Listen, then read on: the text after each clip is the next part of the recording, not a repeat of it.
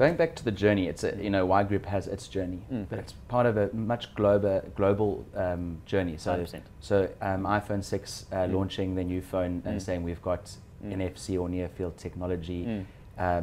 Uber launching and saying people put your credit card details in, and suddenly people start taking photos of their credit card. Yeah. That must have been quite a huge turning curve when it allowed people to feel more comfortable. I don't know why, but because it was international or out of California. 100%. I think there's a level of trust when it's a global movement, not a local movement. I think in South Africa we probably have a mindset of if you do anything you're going to get stuff stolen from you, whereas if you're in the US they're a lot more progressive in that light.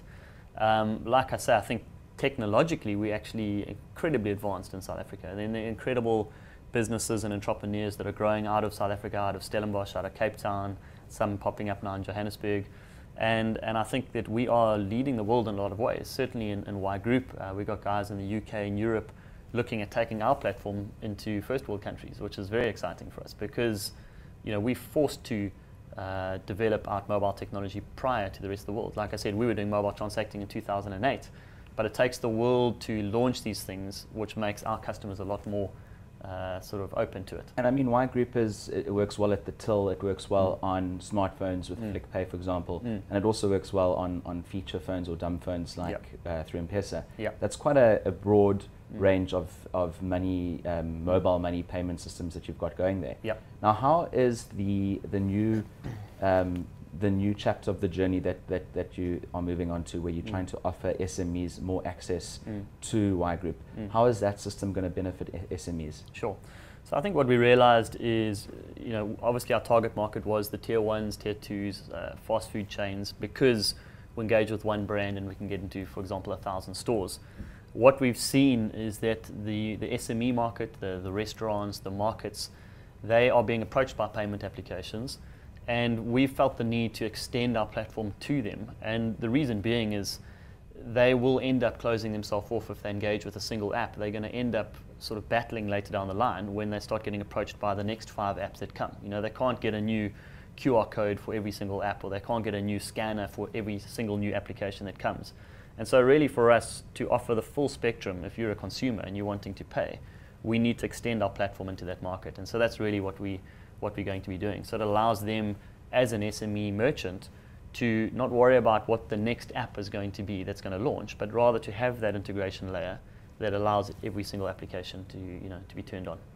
Now, the whole NFC technology I was talking about earlier, you don't think it's going to hit Africa and South Africa strongly anytime soon? Why is that? Yeah, so I think that NFC is available in South Africa. We've seen it on the Gautrain as an example. I think transport's a great use case for NFC, and I certainly feel that NFC will be utilized there. In terms of mobile NFC, we've seen some of the retailers, the bigger chains like a ShopRite and a Pick n Pay, they've started rolling out NFC readers. So the card readers that we see there are actually NFC enabled, some of them. But the challenge is the phone penetration, and we've seen iPhone 6 launch with NFC, which is great. Our platform can actually enable NFC, so we're geared for it.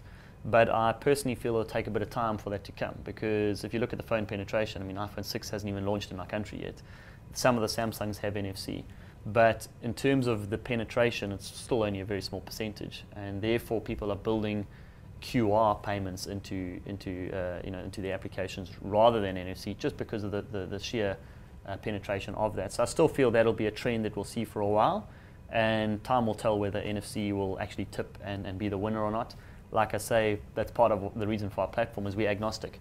It can be a one-time PIN, it can be a QR code, it can be NFC, and we're trying to allow the retailers to be agnostic, because otherwise it's going to be a challenge for them to try and keep up with everything that the market's doing.